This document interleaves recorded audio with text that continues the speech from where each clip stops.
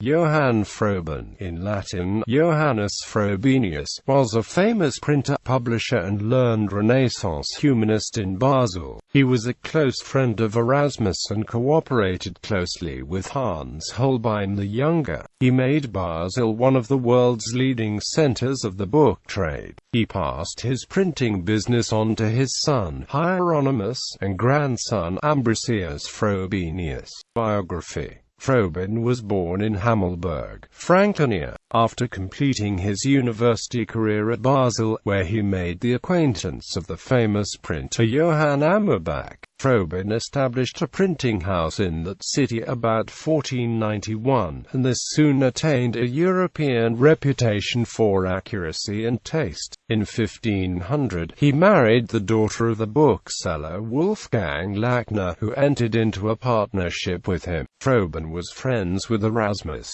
who lived in his house when in Basel, and not only had his own works printed by him from 1514, but superintended Froben's editions of Jerome, Cyprian, Tertullian, Hilary of Poitiers and Ambrose. His printing of Erasmus's Novum Testamentum was used by Martin Luther for his translation. Froben employed Hans Holbein the Younger to illustrate his texts, as it was part of Froben's plan to print editions of the Greek Fathers. He also employed the Formschneiders Jacob Faber and Hans Lutzelberger. Holbein painted a portrait of Froben, probably as a pair with one of Erasmus. The original has not survived, but a number of copies have. Dying in October 1527, Froben did not, however, live to carry out this work, but it was very creditably executed by his son Hieronymus Froben and his son-in-law Nicolaus Episcopius.